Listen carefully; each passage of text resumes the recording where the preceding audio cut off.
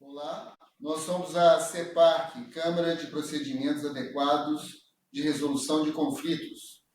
Estamos agora numa entrevista com o Dr. Bruno Lombardi para o nosso programa A CEPAC dá voz à mediação. Eu sou o Sandro Boldrini Filogoni, engenheiro, advogado, pós-graduado em mediação e mediador extrajudicial. Essa é a minha sócia. Bom, eu sou Márcia Alves dos Santos, psicóloga, advogada, mestre em administração, pós-graduada em gestão de conflitos, mediadora judicial e extrajudicial. E rapidamente dizer para vocês, fiquem até o final dessa entrevista que vocês vão observar a fala de um grande mestre que atuou muito tempo junto à Defensoria Pública de Minas Gerais. Marinês, por favor. Eu sou Marinês Rezende, sou advogada, especialista em direito tributário, administradora, mediadora judicial e extrajudicial e cofundadora da CEPAC com o Sandro e com a Márcia. Doutor Bruno, seja bem-vindo. Ok. Vamos lá, então. É sempre interessante a gente trazer o aspecto da história, não é? E nós vamos começar com o aspecto da história lá de 2013, para passar a palavra a seguir para o doutor Bruno, ok? Há um trabalho, né, reconhecido do doutor Bruno, reconhecido pela Defensoria Pública de Minas Gerais, né? E esse texto, esse trechinho que será lido, ele foi publicado em 2013 pela Ascom, da Defensoria Pública, não é, do Estado, agraciando, então, doutor Bruno e outras pessoas, outros profissionais de grande relevo e importância para essa instituição. Vejam como começa. Triste a instituição que não conhece a sua história. Assim, a Defensora Pública de Minas Gerais, em 2013, doutora Andréia Brita, abriu uma sessão, a sessão do Conselho Superior da Defensoria Pública, em 17 de maio de 2013. A reunião, essa importante reunião de reconhecimento, ela foi marcada por homenagens às pessoas que ajudaram a Defensoria Pública em construir sua história e se fortalecer no cenário institucional do Estado. Foram lembrados, então, defensores de renome e o doutor Bruno, que nos dá a honra de estar aqui junto a nós hoje, ele diz: falando em nome dos agraciados, o doutor Bruno Lombardi, único ex-procurador-chefe ainda em atividade da Defensoria Pública em 2013, agradeceu a homenagem, afirmando que o resgate da história da instituição é fundamental e importante, pois permite compreender o caminho percorrido e as metas ainda a serem atingidas. Não é, doutor Bruno? Justamente. E o doutor Bruno, por que então estamos iniciando com essa citação? Para destacar a importância deste nosso convidado, não é? Que muito contribuiu e contribui para a nossa defesa pública de Minas Gerais e que traz contribuições a respeito da mediação para a população. Obrigado pela sua presença, doutor Bruno. Eu que agradeço, né, a oportunidade de estar aqui junto com vocês, né? São profissionais que têm dedicado a essa causa tão importante e a mediação, para mim, ela é muito importante porque foi através da mediação que eu consegui fazer com que a instituição Defensoria pudesse suplantar as dificuldades que eram imensas, né? A Defensoria Pública, no início, ela era um braço da Secretaria de Justiça e nada poderia ser feito porque ela não tinha as condições necessárias para suplantar todo o atendimento e a demanda do Estado, que é enorme, porque a Defensoria Pública ela carrega o peso das ações de família, em torno aí de quase 90%, né? e também carrega o peso na área criminal dos envolvimentos, né, com pessoas que são carentes, que não têm condições e que acabam se enveredando pelo caminho do crime.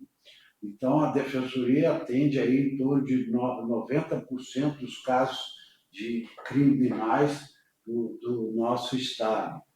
Então, é uma instituição de suma importância, né?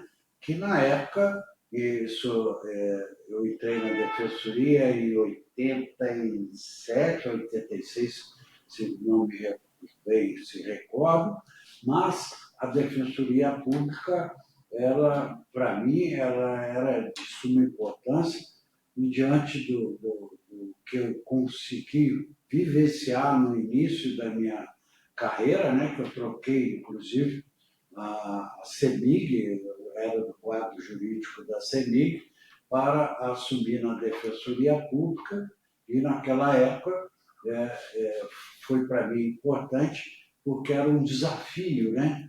Os desafios fazem com que a gente mova montanhas. Então, dentro dessa visão, das dificuldades que enfrentamos no início, a Defensoria não tinha estrutura, não tinha funcionários, aquele braço da Secretaria que pouco poderia ser ajudado, porque a demanda das penitenciárias, da qual a Secretaria administrava, tomava todas as fontes financeiras possíveis do Estado em relação à Defensoria.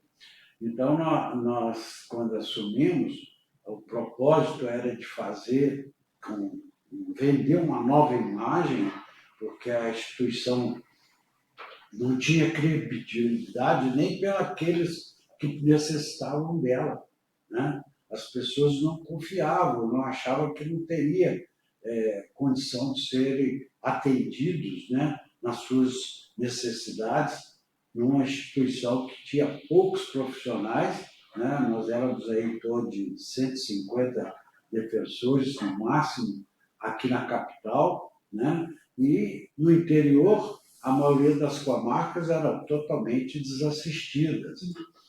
Então, nós ao assumir, através da imprensa, eu agradeço muito à imprensa, porque ela deu visibilidade para que a gente pudesse estar pleiteando junto não só ao governo, mas à Assembleia Legislativa, junto aos deputados, etc., condições e aprovar leis que pudessem estruturar a Defensoria Pública. E nisso nós começamos a buscar condições financeiras.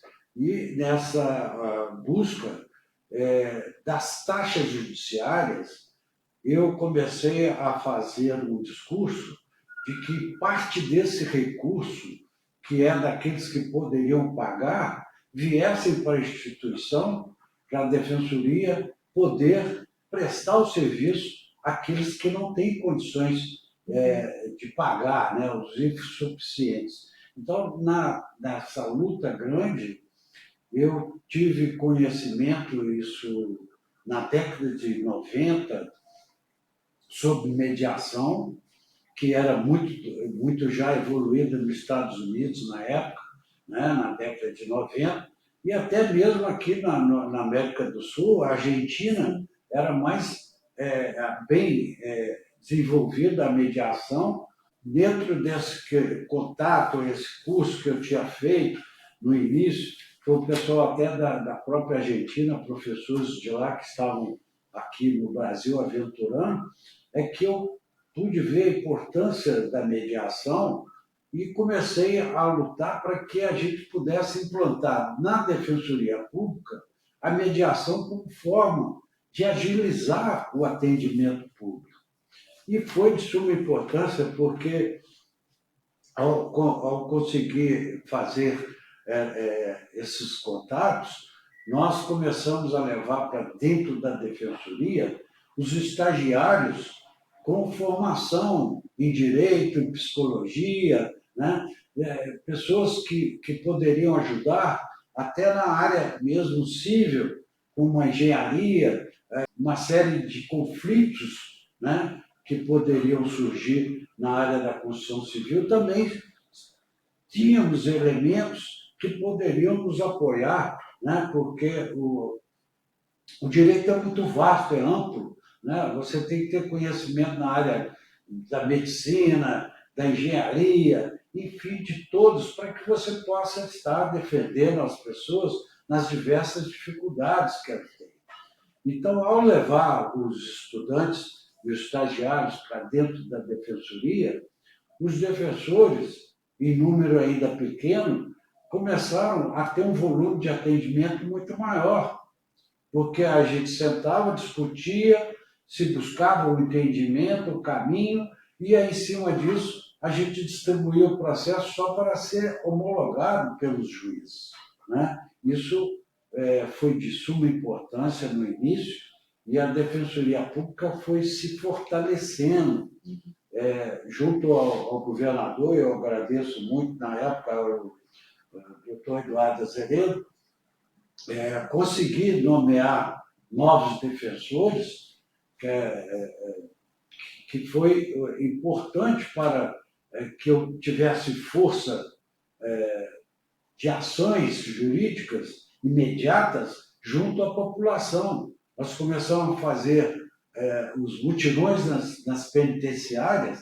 Chegava lá, tinha um caso que a senhora tinha mais de 20 anos presa, e ela já tinha cumprido a pena, mas ela não tinha ninguém, ela não conhecia, não tinha familiares, era uma pessoa de um outro país da América do Sul, que não me recordo se era o Uruguai ou Colômbia, alguma coisa, só que ela estava esquecida dentro das penitenciárias, né? Então, os indutos natalinos começaram a fazer os mutirões, isso ajudou a desencher, a tirar o peso, né, da Secretaria de Justiça, porque foi saneando, né, tirando aqueles que já tinham cumprido a pena e que poderiam ter esse benefício, e aí, com isso, a Defensoria foi ganhando visibilidade, foi ficando de uma forma tão transparente, tão presente no dia a dia do nosso Estado, que os próprios deputados começaram a se interessar pelas necessidades da instituição. Então, eu consegui, junto ao Legislativo, aprovar leis como o mesmo número de juízes tinha que ter o mesmo número de defensores, né? Porque a defensoria faz parte do tripé, aonde tem o promotor que acusa, tem o defensor que defende, o juiz pode dar a sentença de uma forma correta, né? Nós vamos ter um equilíbrio entre acusação, defesa, para que o magistrado pudesse, então, definir e dar a sua sentença com a segurança de que ele estava aplicando o melhor da justiça. Então, a Defensoria encontrou na mediação, naquela época principalmente, em que a gente era poucos defensores, dar uma agilidade, fazer com que o andamento processual fosse mais rápido. E o mais importante é levar o estudante para dentro da instituição, né? Porque a gente sabe como é importante o estudante ter a oportunidade de estar presenciando fatos da qual ele está buscando na sua formação profissional. E aí, quando ele está maduro, quando ele sai, quando ele está formado, ele vai ser muito mais completo, ele vai ser um profissional mais equilibrado e mais competente, né? Então, naquela época, eu consegui nomear em torno aí de, graças a Deus, foram mais de 700 defensores novos. Eu fui visitar todas as comarcas do Estado para abrir caminhos, porque o defensor público atuava no interior, ele não tinha um lugar no fórum daquela comunidade. Ele não tinha naquela comarca forma de parar o carro dele dentro do estacionamento do fórum. São coisas pequenas, mas que faziam com que o defensor ficava com dificuldades de relacionar aonde ele tinha que estar todo dia presente ao juízo, né? Então, eu procurava o promotor, procurava o juiz, o presidente da Câmara, os vereadores, o prefeito, para abrir caminho para que a gente pudesse ter o defensor público, receber o defensor público com dignidade. Então, entrei no Tribunal de Justiça, juntamente, agradeço até o meu sogro, também era desembargador, que todos os projetos feitos da minha época para cá, qualquer comarca que abre hoje tem no projeto do fórum uma sala específica para a Defensoria Pública. Sim. Que nem isso nós não tínhamos. Sim. Era uma dificuldade muito grande, né? Então, visitei as comarcas todas, abri o caminho, isso foi possível. Nós conseguimos entrar na Assembleia para aprovar que o Estado custeasse as ações de paternidade através do DNA, né? Os testes eram muito caros no início, né? Para a gente fazer, e a Defensoria não tinha como fazer esses testes, propiciar esses testes para os seus assistidos, que eram geralmente pessoas sem condições financeiras, né? Então, a gente, ao conseguir aprovar essa lei, o Estado começou a pagar os exames para que a gente pudesse ter certeza da paternidade, que a maioria desses processos ficavam paradas, não tinha como o juiz decidir, porque o carente não usava, não tinha máquina fotográfica, na época não tinha os celulares, que hoje Sim.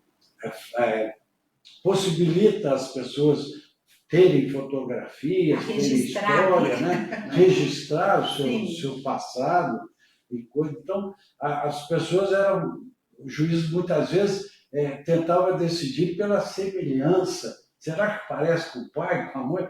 Mas eram formas que não são corretas, né?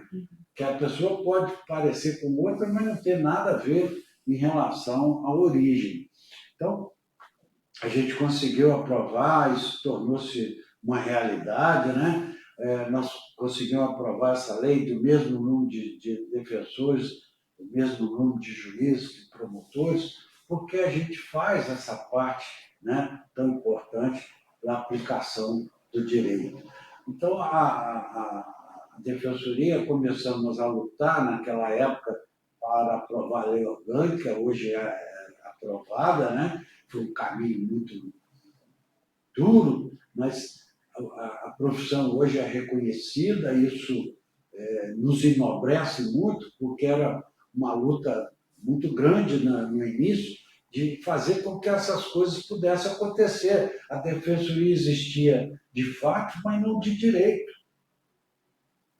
Então, com essas conquistas, a mediação foi muito importante para que a Defensoria pudesse estar atendendo, e nós temos estatística daquela época que a gente chegava a atender aí no Estado mais de 1 milhão e tantas de pessoas carentes. E esse número vai crescendo a partir do momento que a gente conseguiu ter, e eu acho que na história da Defensoria, eu fui o único até hoje que teve pelo menos um defensor em cada comarca.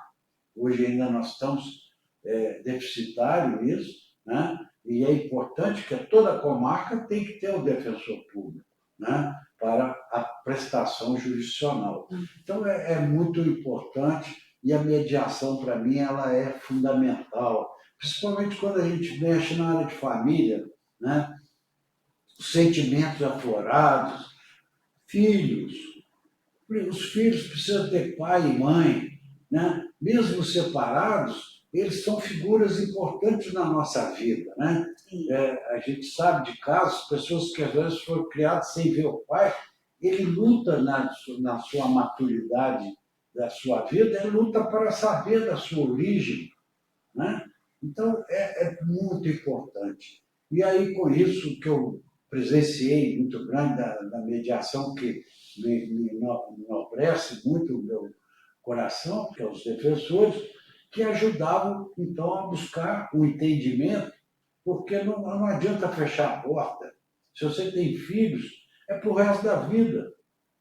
Então, a mediação, ela tem essa importância de dirimir as dificuldades, as discussões, os desacertos, mediando e cada um se colocando, um abre mão daqui, o outro abre mão de lá, em benefício de um prol maior, que é a formação dos seus filhos. Sim. Doutor Bruno, interessante essa, isso eu falo de trazer os estudantes, né, para dentro da defensoria. Eu tive o prazer, né, de um aprendizado, mais ou menos 2012, 2013, foi essa data mais ou menos, com um defensor que eu admiro muito, que é o Marcelo Carneiro Vieira.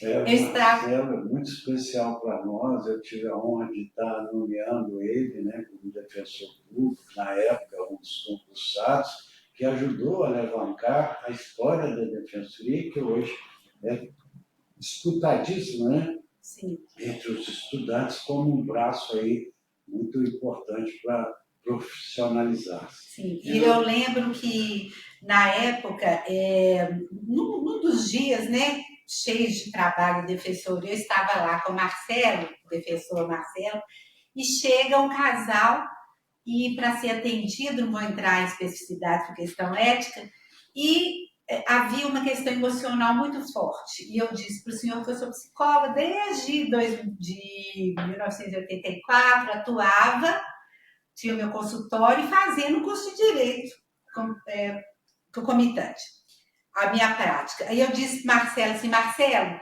vou deixar que esse caso eu atendo. Mas era a psicóloga falando ali, não era advogada em formação. E de uma ética assim, ímpar, Marcelo disse, não, Márcia, pode deixar que essa aqui ainda não é a sua atuação. Nós vamos escutá-los juntos. E é um trabalho maravilhoso de escuta, não é? Ele fez um trabalho lindo de escuta daquela família que precisava. Então, me honra muito o senhor aqui, me honra muito esse meu amigo que eu quero homenageá-lo em termos de todos os outros defensores. Ele é da área da família, então todos os defensores estão de parabéns. Né? Doutor Bruno, a nossa Câmara pretende, né, a pretensão da mediação sai um pouco do Estado, essa condição para a resolução de conflitos e trabalhar numa área privada, extrajudicial, né? As pessoas poderiam procurar câmaras para resolver seus problemas, ela discutindo o assunto, decidindo junto com um mediador que poderia facilitar a comunicação das pessoas, evitando que acrescente mais processos judiciais.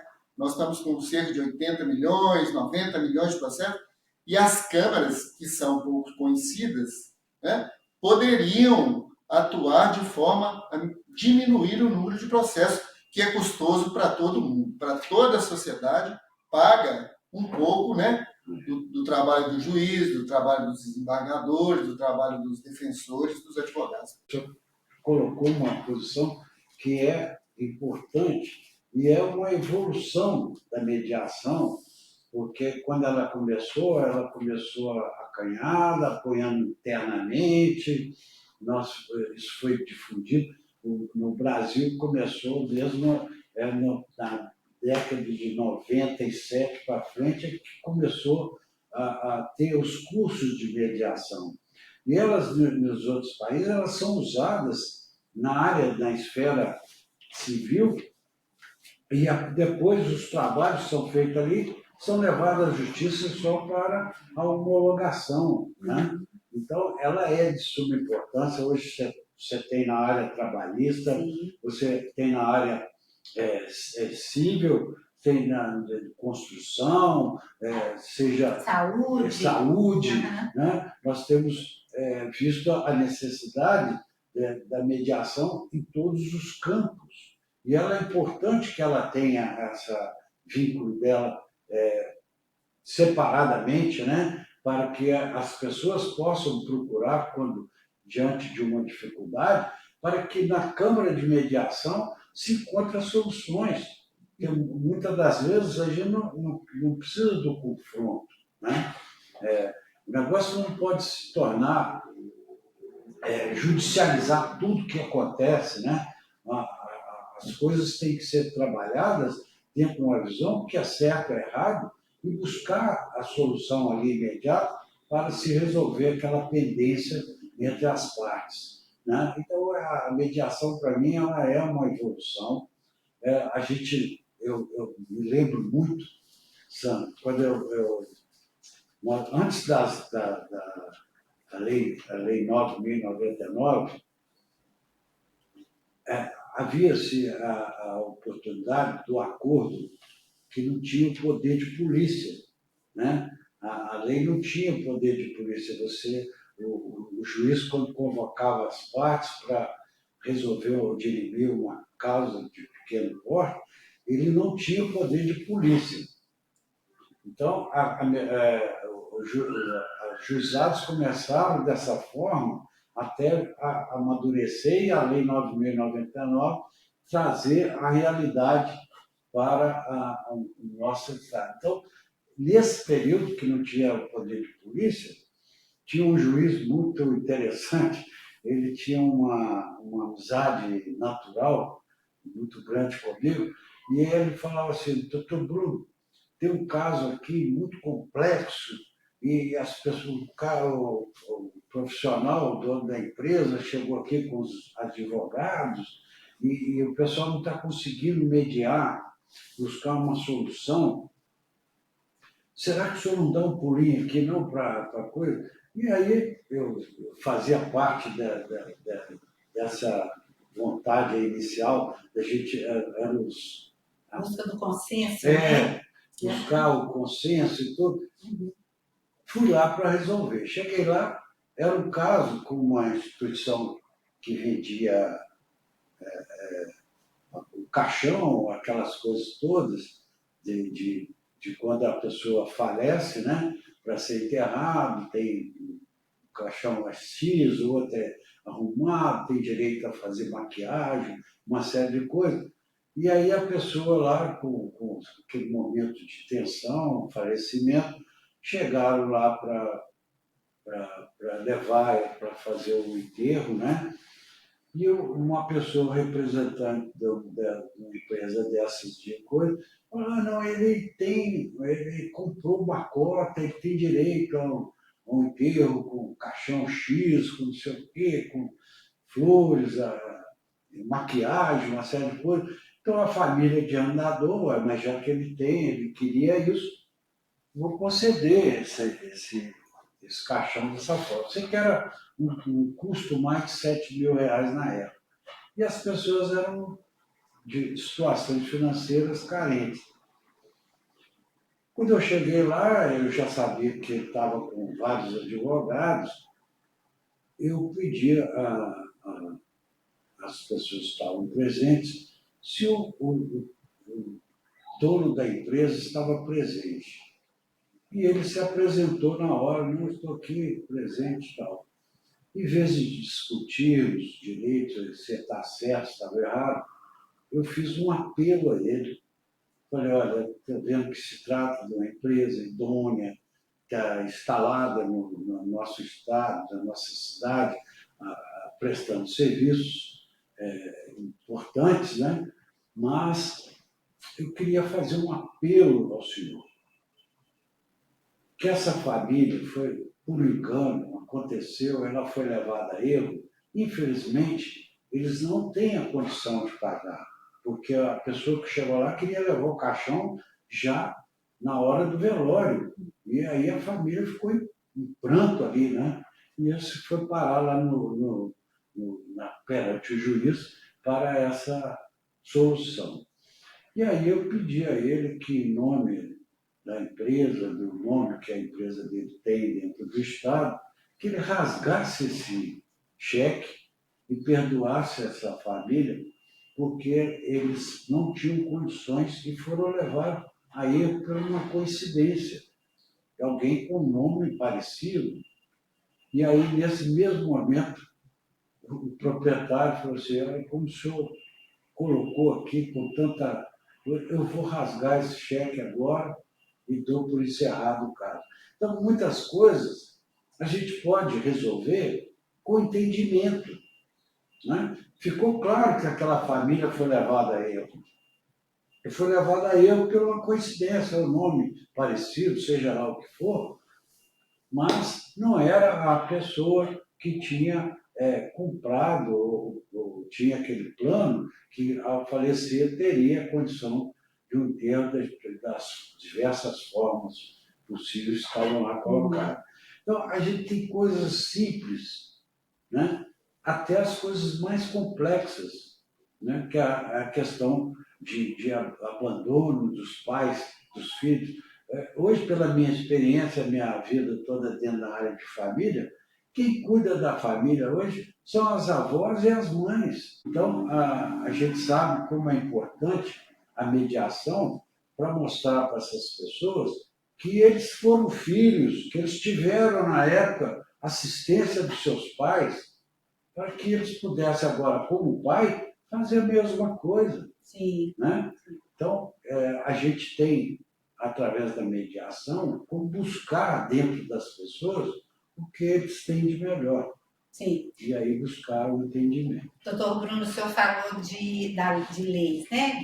Das datas. É interessante para quem nos ouve entender um pouquinho, a mediação em 2010, né, teve a resolução 125, não é, doutor Bruno? Sim. Que traz todo esse interesse do Conselho Nacional de Justiça das políticas públicas com relação a essa busca do consenso, não é? Justo. Depois, em 2000, dessa sequência, em 2015, entra a Lei de Mediação, onde o CNJ e tal começa as capacitações dos mediadores judiciais, com todas os parâmetros, não é? As horas para ser mediador, 100 horas, 40 horas de teoria, 60 de prática, porque nós somos mediadores judiciais também, não é? E o Sandro está falando também, nossa Câmara, enquanto mediadores extrajudiciais, e nossa Câmara também é credenciada ao TJ, ok? Agora, é importante uma autoridade, uma pessoa como o senhor, saber também dessa realidade que ainda nós, mediadores, dentro do judiciário, passamos. Todos nós, em Minas Gerais, ainda somos voluntários, doutor Bruno. O que acontece? Foi agora, recentemente, editada, né, uma resolução pelo Tribunal de Justiça de Minas Gerais, estipulando que seremos pagos em Minas Gerais, ok? Mas ainda não se entrou em vigor. Então, nós mediadores, né, Sandro, esse nosso trabalho também, esse nosso programa da CEPAC, da Voz da Mediação, é uma forma também da gente tornar público, da gente dar conhecimento à população de como o nosso trabalho, assim, não é, Marinês? De muito cuidado, não é? Muito estudo, muita capacitação para que possamos atender também as pessoas que nos procuram. E a CEPAC, enquanto Câmara Extrajudicial, faz todo esse trabalho, não é, em várias áreas para que a gente possa atender de uma forma adequada, não é? Com capacitação. Que é importante, não é isso, doutor Bruno? Eu acho que nós temos aí a oportunidade de caminhar até o pedido. Nós temos lá o presidente do Senado, né, que é um advogado, que é mineiro, aqui de Minas Gerais, que poderia estar aí nos ajudando na legislação para tornar a mediação obrigatória em muitos casos, buscando a célere da lide, né? Sim. Do julgamento, e trazer também um custo menor para a justiça. Sim. Porque se a gente pode resolver através das câmeras, isso é feito em todos os países mais evoluídos, né? A gente tenha o conhecimento disso. A importância da mediação, lá nos Estados Unidos, é obrigatório até você passar na mediação para depois você entrar com o processo. Né? Porque isso agiliza demais. Né? A justiça hoje, praticamente, tudo é judicializado. E a gente precisa diminuir esse peso, porque o custo também é muito alto. Né? Se você pegar o custo de um tribunal, de todas as formações das carreiras jurídicas, é muito grande. Então, em vez de carecer cada vez mais, as câmaras de mediação elas poderiam estar apoiando oficialmente, dando a condição de atendimento junto à sociedade. Né? Eu acho que nós temos que buscar isso e temos que evoluir para isso. Né? Eu acho que a gente pode fazer, sim, até chegar ao Senado, né? E à Câmara de Deputados Federais, para que a gente possa ter o reconhecimento.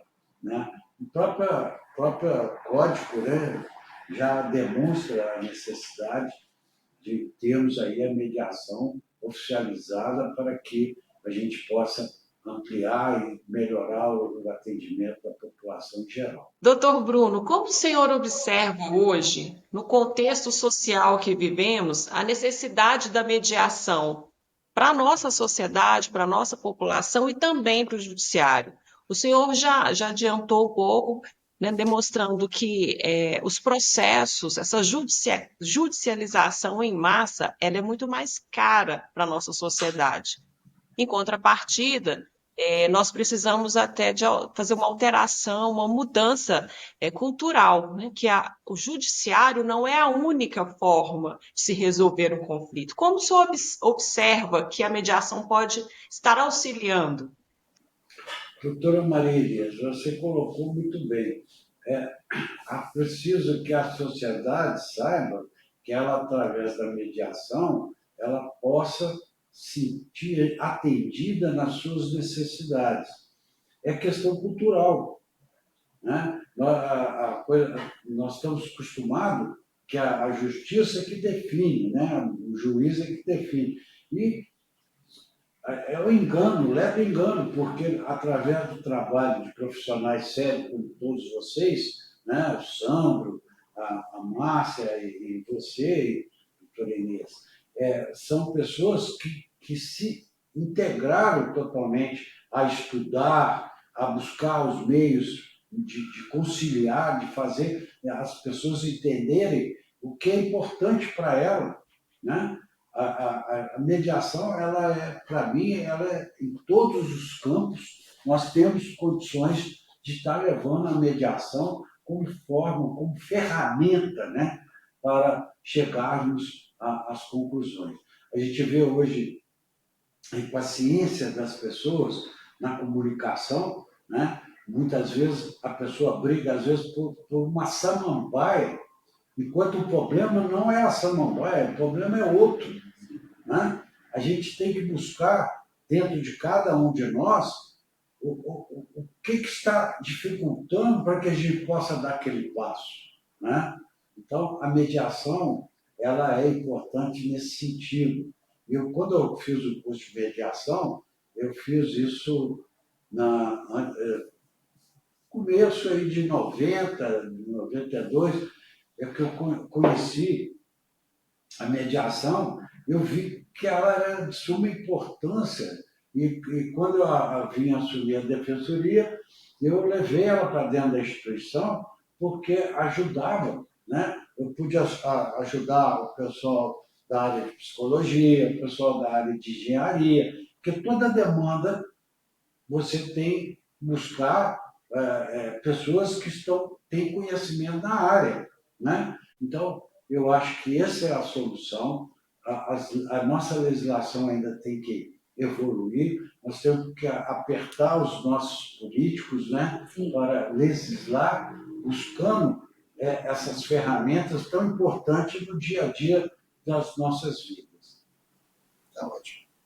Então, nós estamos encerrando nossa entrevista. Um agradecimento especial ao Dr. Bruno Lombardi, uma dedicação enorme ao judiciário brasileiro, à justiça brasileira, né, à nossa sociedade toda.